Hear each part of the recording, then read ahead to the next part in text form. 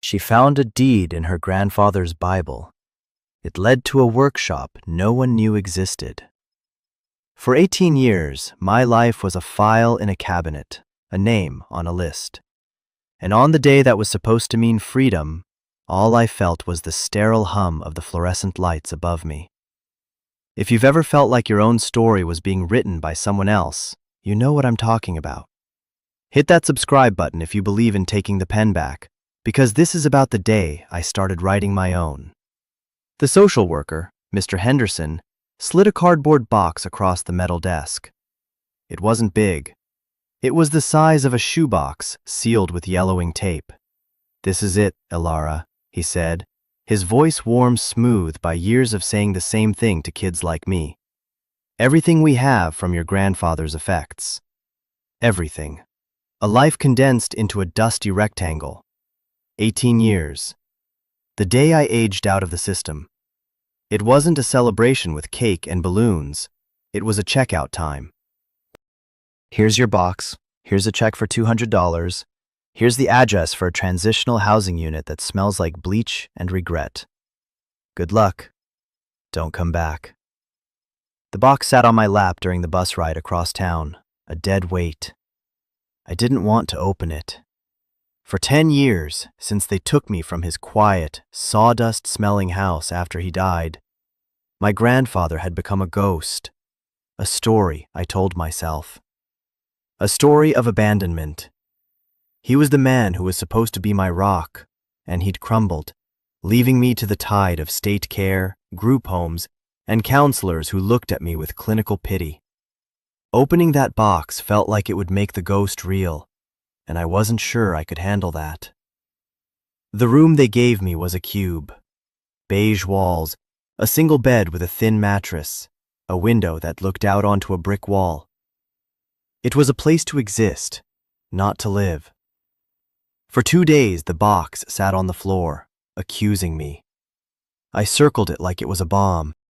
I got a job washing dishes at a diner down the street. I came home with hands that smelled of grease and sanitizer, and the box was still there. On the 3rd night, I couldn't stand it anymore. The silence in the room was louder than the city outside. I sat on the floor, pulled the box into my lap, and slit the tape with my thumbnail. The air that toughed out smelled like old paper and cedar. It smelled like him. Inside, there wasn't much. A handful of faded photographs. A younger version of him with a woman I knew was my grandmother, her smile gentle. A photo of him holding me as a baby, his hands, calloused and huge, cradling me like I was made of glass. There was a small, tarnished silver locket, empty inside, and at the bottom, his Bible. It was heavy, the leather cover worn soft at the edges, the pages gilded in gold that had long since flaked away. His name, Arthur Vance, was embossed in faint letters on the front. I ran my fingers over them. It felt like touching a gravestone. I didn't open it right away. I just held it. The weight of it was the only real thing in that empty room. It was the last piece of him, the man who taught me how to name the trees and how to listen to the sound of the rain. The man who, in the end, had left me. That was the story, anyway. The one the system gave me. The one I had polished with my own anger and grief until it shone like a bitter truth. I was tired. So tired. I almost put it all back in the box, ready to shove it under the bed and let the ghost sleep. But my fingers found a slight bulge in the pages, a thickness that didn't feel right. I let the book fall open in my hands. It opened to the book of Job, the story of a man who lost everything. Tucked between the thin, crinkling pages was a folded document, yellowed and brittle at the creases. My hands trembled as I carefully unfolded it. It was a quitclaim deed. Legal language swam before my eyes, but 2 things were clear: my grandfather's name, Arthur Vance, and an address. Lot 7, Ridge Road, Havenwood. I had never heard of Havenwood. It wasn't where we lived. It wasn't anywhere I knew. The date on the deed was from just a few months before he passed away. A final transaction, a secret he'd taken with him. The box was supposed to be a period at the end of a sentence. Instead, it was a question mark, a tiny, fragile map to a place I never knew existed. And in that beige room, with nothing to my name but $200 and a future that felt like a blank wall, a question mark was better than a period. It was a direction. It might lead to nothing. It might lead to more pain. But it was somewhere to go. The bus ride to Havenwood was long, taking me out of the city's concrete web and into rolling hills that slowly flattened into tired-looking farmland. The towns got smaller and smaller, until they were just a post office and a gas station blinking in the afternoon sun. Havenwood wasn't even that. It was a crossroads with a boarded-up general store, a church with peeling paint, and a handful of houses that looked like they were sinking back into the earth. The bus driver gave me a strange look when I told him this was my stop. "Not much here, miss," he'd said, his voice kind. "You sure?" I was sure. I was terrified, but I was sure. Ridge Road was a gravel track that wound up a low hill overlooking the town. The air was different here. It was clean and sharp, smelling of pine and damp soil. It was the kind of air I remembered from my childhood, a scent I thought I'd lost forever.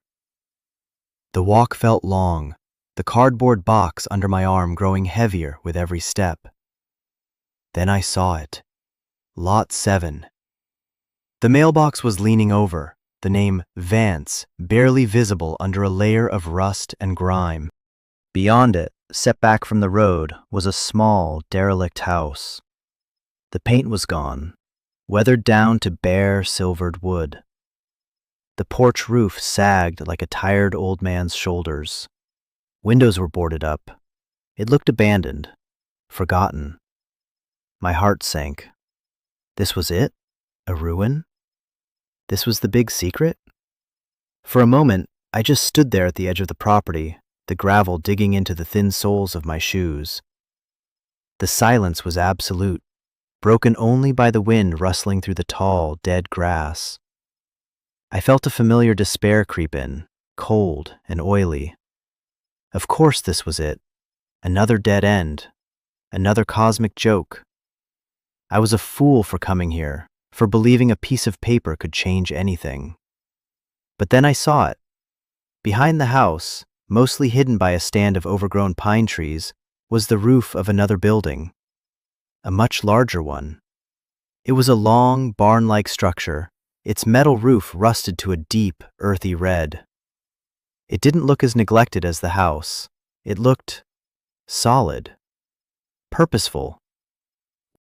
A new wave of curiosity, stronger than the despair, pulled me forward.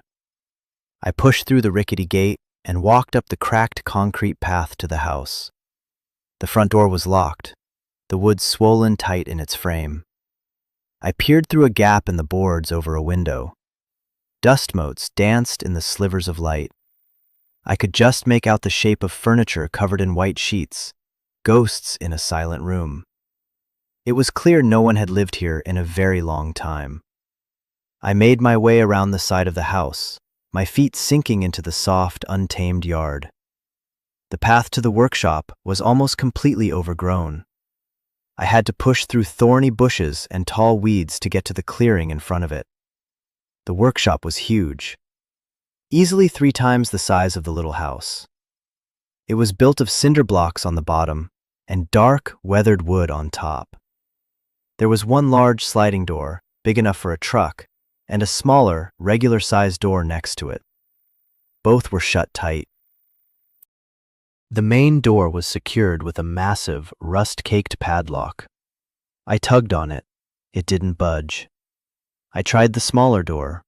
Locked. Of course. I circled the building, looking for a window, a weakness, anything. There were a few high windows, caked with years of dirt, impossible to reach. The building was a fortress, a secret box. I slumped down with my back against the rough wood of the door, defeated. I'd come all this way for this? To sit in the dirt outside a locked building in the middle of nowhere? The anger I'd felt at my grandfather came roaring back. Was this his final prank? Leaving me a property I couldn't even get into? I kicked at the dirt, a childish, frustrated gesture.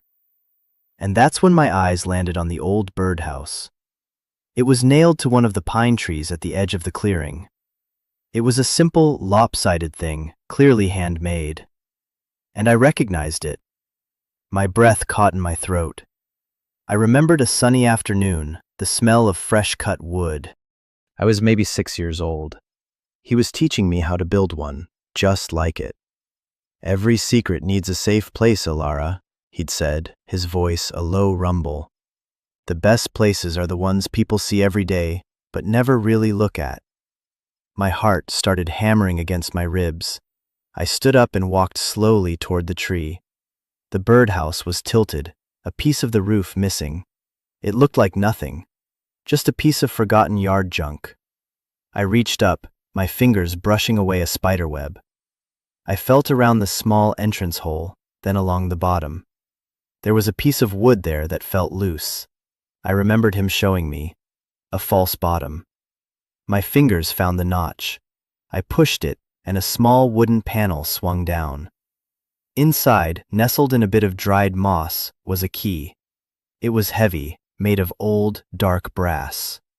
It wasn't a house key. It was bigger, an industrial key. I pulled it out, my hand shaking so badly I almost dropped it. I walked back to the smaller door of the workshop. I wiped the grime from the keyhole. I slid the key in. It was stiff at first, but with a bit of force, it turned. There was a loud, satisfying clunk as the lock disengaged. I held my breath. I turned the knob, put my shoulder to the door, and pushed. It groaned open on rusty hinges, scraping against the concrete floor. The air that rolled out was cool and still, carrying the scent I knew better than any other in the world. The holy trinity of my childhood: sawdust, linseed oil, and old iron. I stepped across the threshold, and the door swung shut behind me, plunging me into near darkness. For a moment, I was blind, my heart pounding in the sudden quiet. Then, as my eyes adjusted, the space began to take shape around me in the dim light filtering through the dirty upper windows. It was cavernous.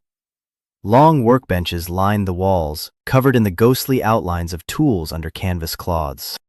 Larger machines stood in the center of the room, like sleeping iron beasts. A bandsaw, a drill press, a massive lathe. Shavings and dust lay thick on every surface, a soft gray snow that had been falling for a decade. It was a time capsule, a tomb, my grandfather's sanctuary. I walked deeper into the space, my footsteps echoing in the vast silence. I ran my hand along a workbench, leaving a clean streak in the dust. Underneath, I could feel the nicks and scars in the wood, a history of work written in the surface. I pulled a cloth off a set of tools. Chisels. Dozens of them, their wooden handles worn smooth by his hands, their steel edges still gleaming faintly. I picked one up. The weight of it was familiar, comfortable. I could almost feel the phantom pressure of his hand guiding mine. He had tried to teach me. I was clumsy, impatient. I had wanted to play outside, not learn the slow, patient language of wood. A pang of regret, sharp and sudden, went through me. At the far end of the workshop, against the back wall, stood a massive roll-top desk. It was the only piece of furniture that didn't look like it belonged in a workshop. It was elegant, made of dark cherry wood, a stark contrast to the utilitarian world around it.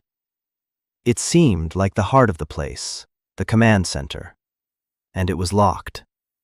I tried the roll-top. It wouldn't budge. I pulled on the drawers, locked tight. This, I knew, was where the answers were, if there were any answers to be had. I looked around the workshop for something to pry it open. A crowbar, a heavy mallet. Part of me screamed that this was desecration, that I shouldn't be breaking into his things. But a stronger part, the part that had survived 10 years in the system, knew that sometimes you had to break things to find the truth. I found a wide, flat-headed chisel and a small sledgehammer. I wedged the chisel into the seam of the roll top and gave it a sharp rap with the hammer. The wood groaned in protest. I did it again, harder this time. There was a sharp crack, and a piece of the locking mechanism splintered. The roll top shuddered and slid upward an inch. It was enough. I got my fingers under it and heaved it all the way up. The interior of the desk was a maze of pigeonholes and small drawers, all of them stuffed with papers, schematics, and notebooks. It was the organized chaos of a brilliant mind. And right in the center, in the largest compartment, was a thick manila envelope. My name was written on the front in his familiar, blocky script. Ilara, for your 18th birthday. My breath hitched. This wasn't an accident. This wasn't a forgotten asset. This was a message, a final letter, a time capsule of intent. He had known I would come here. He had trusted I would find my way. I sank into the dusty chair in front of the desk, the envelope in my hands. It felt impossibly heavy. This was it, the moment of truth. The ghost was about to speak, and I was terrified of what he was going to say. I carefully broke the seal and slid out a thick stack of papers. They were letters, dozens of pages covered in his handwriting. On the very top was a single sheet, dated a week before he died. My dearest Ilara, it began, if you are reading this, then I am gone, and you are finally a woman. And I have so much to explain. I imagine you are angry with me. I imagine you feel that I abandoned you. I need you to know that putting you into the state's care was the hardest thing I have ever done. It was not abandonment, my girl. It was a desperate act of protection. I had to stop reading. The words blurred through my tears. Protection? How was a decade of cold rooms and colder comfort protection? I wiped my eyes on my sleeve and forced myself to continue. The story they told you, the story everyone knows, is that I was a simple carpenter. It's not the whole truth. I was a luthier. I make instruments. Violins, violas, cellos. Your grandmother, my sweet Mary, she loved music more than anything. She played the cello, the one you remember from the living room. When she got sick, the bills started coming. They were mountains. I sold everything I could. First the car, then the good furniture, then the house you grew up in. I sold it all to keep her comfortable, to give her a few more months, a few more days. But it wasn't enough. By the time we lost her, I was in debt to men you do not want to know. They weren't banks. They were loan sharks, and they didn't care about excuses. They wanted their money, and they were threatening to take everything I had left. My tools. This workshop. They would have left me with nothing. I could feel the cold dread in his words, the desperation of a good man backed into a corner. I thought of the sterile files and bureaucratic indifference of the system, and for the first time, I considered that it might have been the lesser of two evils. I couldn't let them get to you, Ilara. I couldn't have you grow up in that kind of fear, looking over your shoulder, watching your grandfather sink into a hole he couldn't climb out of. The state. It was cold, I know, but it was safe. They would feed you, clothe you, put a roof over your head. It was a terrible choice, but it was the only one I had. I bought this old property with the last of my real money, put it in a trust under your name that no creditor could touch, and I moved my workshop here in the middle of the night. I told everyone I was leaving the state, disappearing. I had to let them think I was gone for good. And I had to let you go, so they would have no leverage over me. It broke my heart every single day for the rest of my life. The letter fell from my fingers onto the desk. The narrative of my life, the one built on the foundation of his abandonment, crumbled into dust. He hadn't left me. He had hidden me. He had sacrificed his own heart, his own reputation, his final years, just to build a wall around me.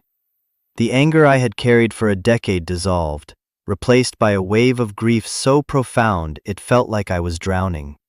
It wasn't grief for my own lost childhood anymore. It was grief for his. Grief for the lonely years he must have spent in this workshop, hiding from the world, missing me. I cried.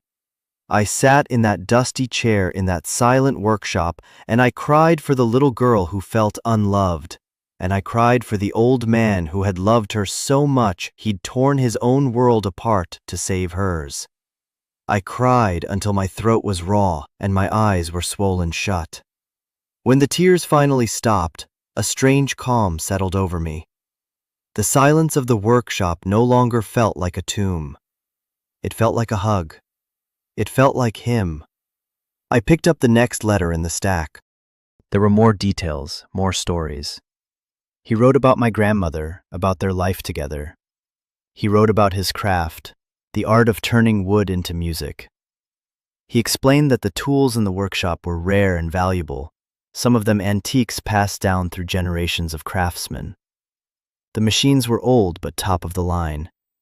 The collection of wood, spruce, maple, ebony, stacked high against one wall, was aged for decades, worth a small fortune to the right buyer. I have left you a choice, Ilara, the final letter read. This property, the tools, the wood, it's all yours. The trust is ironclad.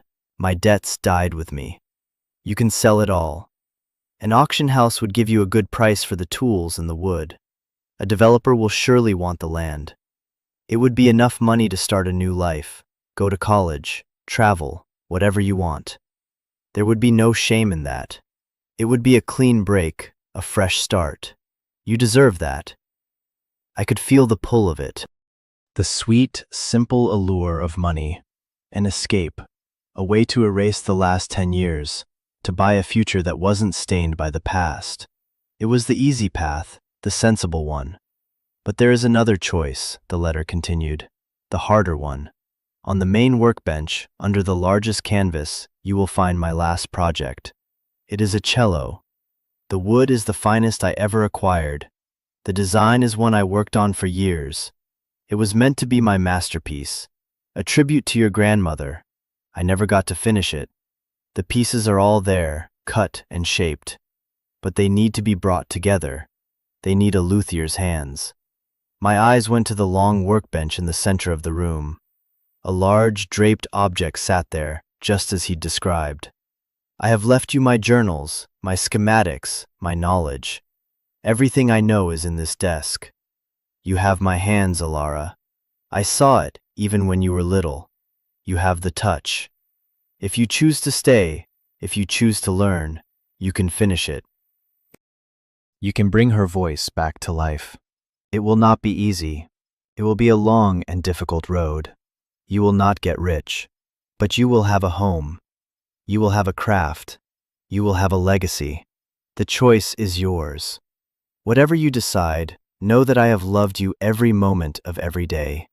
Your loving grandfather, Arthur. I sat there for what felt like an hour, the letter in my hand, his words echoing in the quiet air. Sell or stay. Money or meaning. The past or the future. I slowly stood up and walked to the central workbench. My hand trembled as I reached for the corner of the canvas. I pulled it back. And there it was. The raw, unassembled pieces of a cello lay nestled in a custom-built cradle.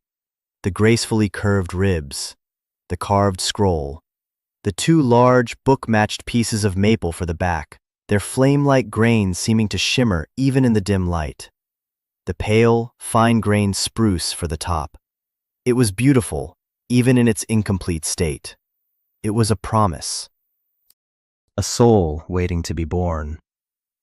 I ran my fingers lightly over the surface of the wood. It was smooth as silk. I could feel the potential humming within it, a silent music. And in that moment, the choice wasn't a choice at all, it was a calling.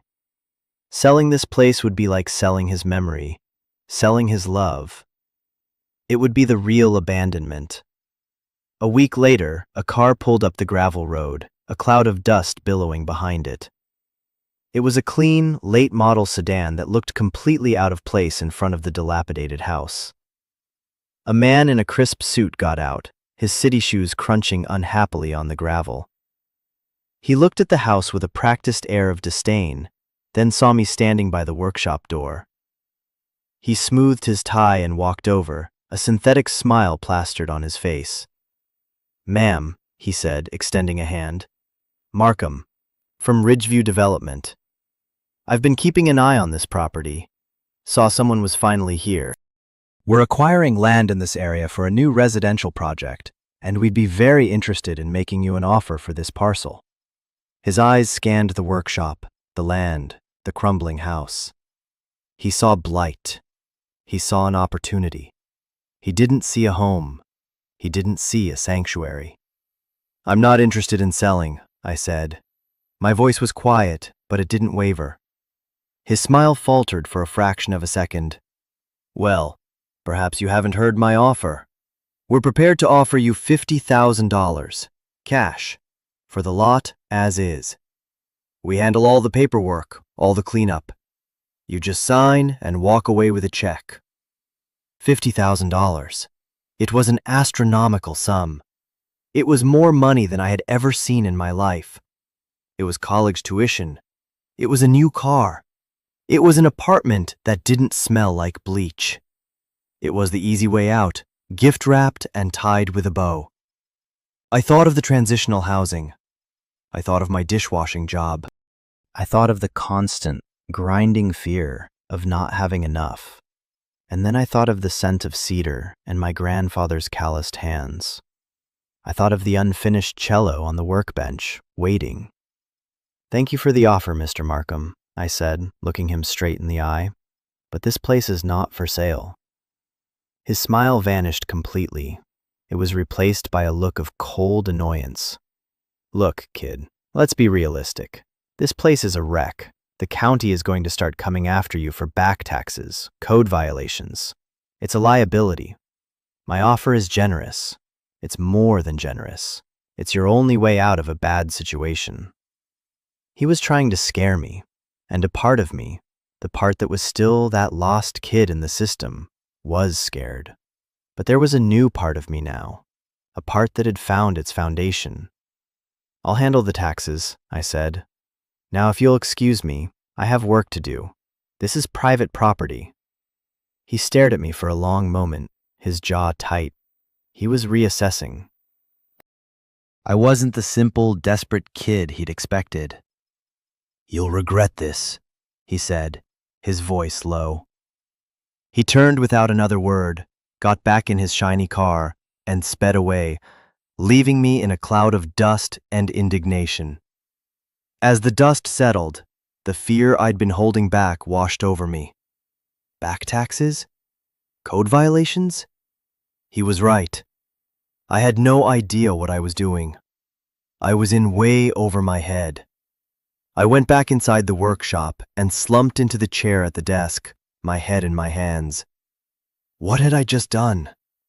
I'd just turned down a fortune out of some romantic notion of legacy. I was an idiot. I spent the rest of the day in a panic, digging through the desk. I found piles of unpaid tax notices, threatening letters from the county, just as Markham had said. My grandfather had been hiding from more than just the loan sharks. He'd been hiding from the whole world. My brief sense of purpose evaporated, replaced by the familiar, cold grip of hopelessness. I had chosen the hard path, and it was already threatening to collapse under my feet. That night, I couldn't sleep. I lay on a dusty cot I'd set up in the corner of the workshop, staring up into the darkness, listening to the old building creak and groan around me. I felt so alone. At 3 a.m, I sat up. I couldn't just lie there and let the fear win. I needed help. There was only one person I could think of to call. I found my phone and dialed the number for Mr. Henderson.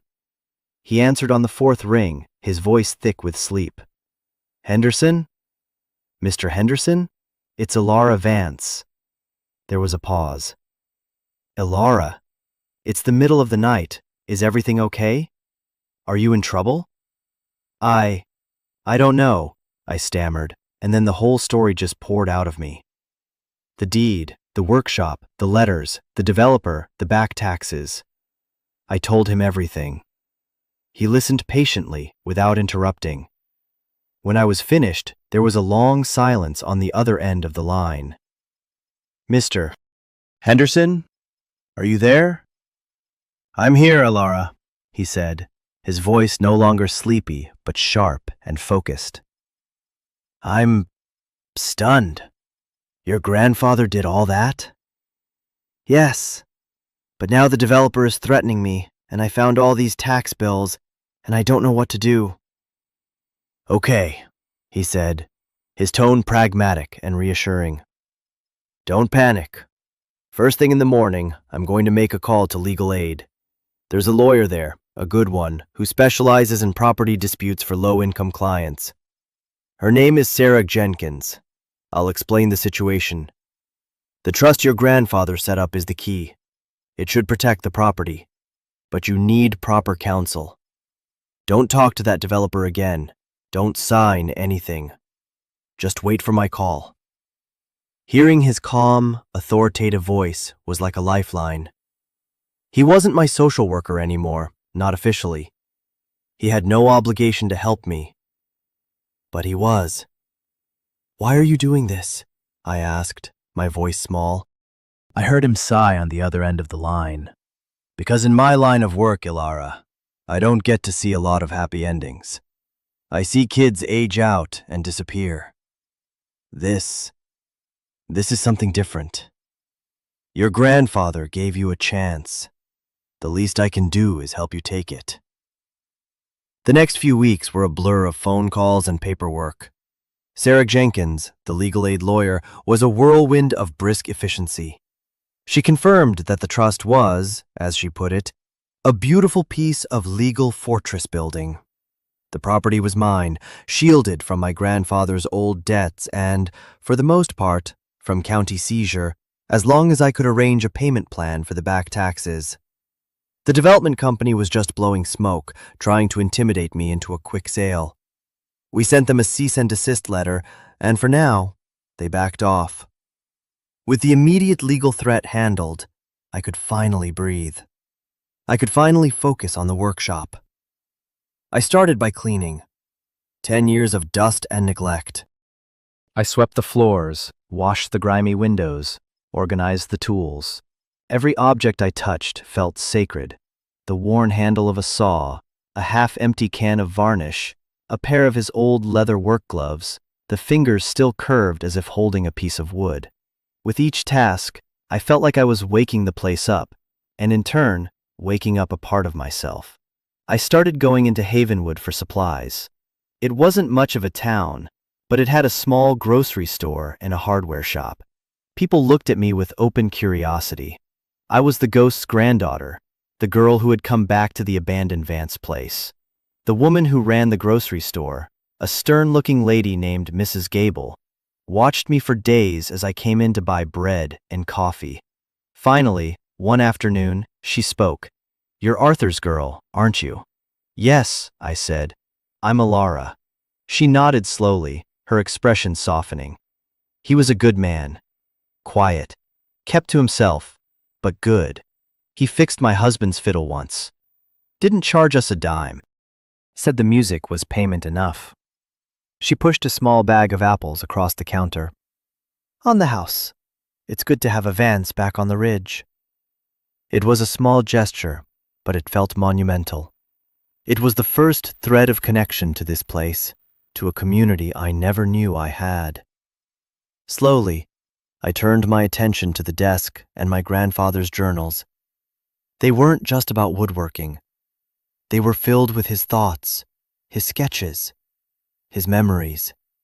I learned about the properties of wood, how spruce was for resonance and maple for strength. I read about the complex mathematics of acoustics, the delicate art of carving and shaping. But I also read about my grandmother's laugh and how he missed it like a phantom limb.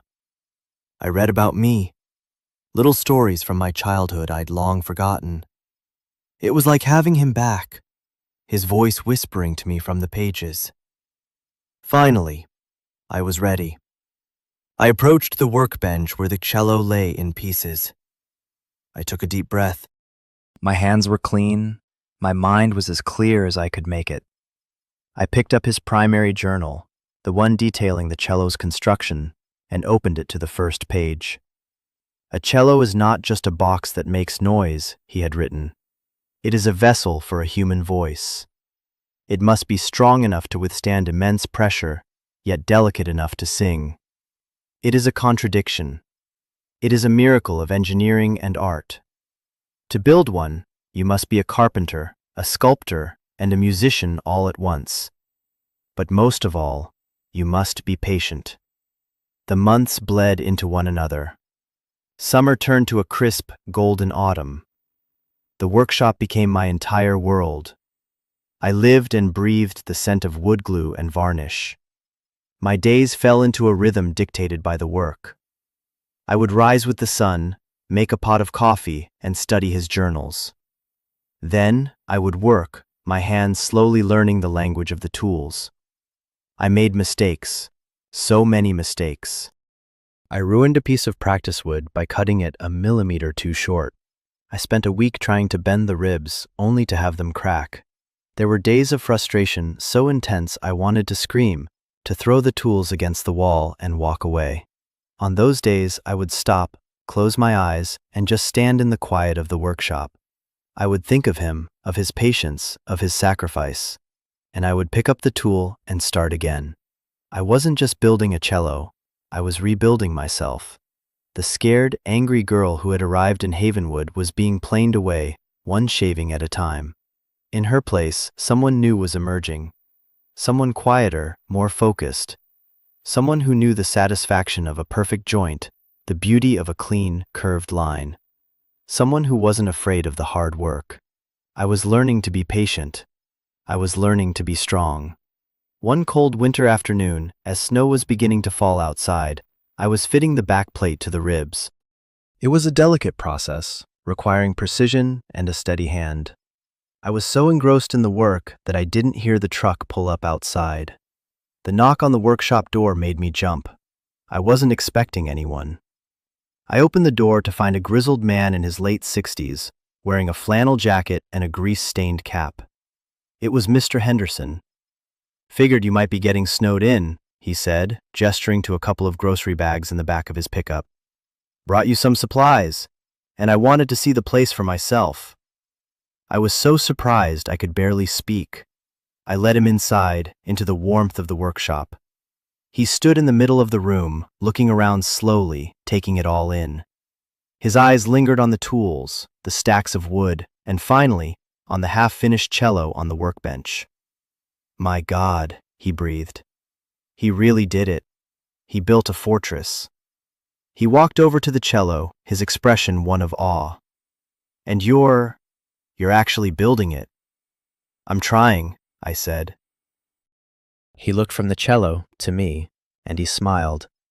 It was a real smile, not the tired professional one I was used to. "You're not trying, Alara. You're doing it." We sat and drank coffee while the snow fell thick and fast outside, blanketing the world in white. I told him about the work, the challenges. He told me he was retiring soon. 30 years of it, he said, staring into his cup. "You see so many kids fall through the cracks. You try to catch them, but the system, it's a machine. It's not built for grace. What your grandfather did, it was an act of grace. A crazy, desperate, beautiful one." His visit was a turning point. It reminded me that I wasn't entirely alone. There were people who saw what I was doing, who believed in it. Spring arrived, and with it, a letter from Sarah Jenkins. The development company had officially withdrawn their interest in the surrounding parcels. Their project had fallen through. The immediate threat was gone, a quiet victory. The work on the cello continued. I carved the scroll, a process that took weeks of painstaking work with tiny, sharp knives. I inlaid the purfling, the thin decorative edge that also reinforces the instrument. I joined the top and back to the ribs, finally closing the box and sealing its voice inside, waiting to be released. The final stage was the varnishing. My grandfather's journal was almost poetic on this subject. The varnish wasn't just a protective coating, it was the skin. It had to be flexible, transparent, and beautiful. He had left his own recipe, a complex mixture of oils and resins. The process took over a month, applying dozens of thin layers, letting each one dry, then polishing it gently.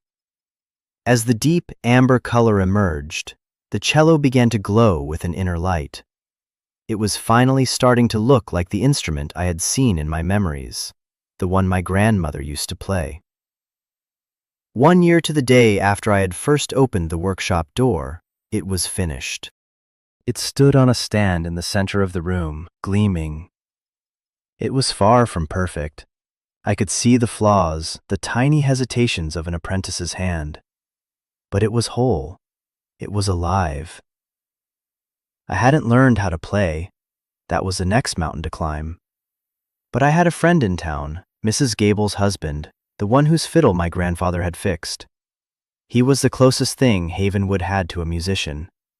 I invited him to the workshop. He walked in, his eyes wide. He approached the cello as if it were a holy relic. "Arthur's masterpiece," he whispered. He was a fiddle player, but he knew his way around a cello.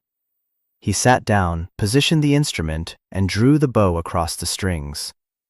The first note that came out was deep and resonant, a sound that seemed to make the very air in the workshop vibrate. It was a voice. A clear, powerful, mournful voice that had been silent for over a decade. He played a simple, slow melody, and the workshop, my sanctuary, was filled with music. In that sound, I heard everything. I heard my grandmother's love. I heard my grandfather's sacrifice. I heard the echo of my own long, difficult year of work and hope. The story wasn't over. In many ways, it was just beginning. I still had so much to learn. I had a business to figure out, a life to build. The future was still an unknown country. But for the first time, I wasn't afraid of the journey. I had a home. I had a purpose. I had taken the legacy he had left me, a legacy of resilience and love, and I had made it my own. I had finished his song. This story, my story, is about inheritance. Not the kind that comes in a bank account, but the kind that's passed down in the grain of the wood, in the weight of a tool, in the echo of a piece of music. It's about how the things we think are endings are so often just beginnings in disguise. It's about finding a home not in a place, but in a purpose.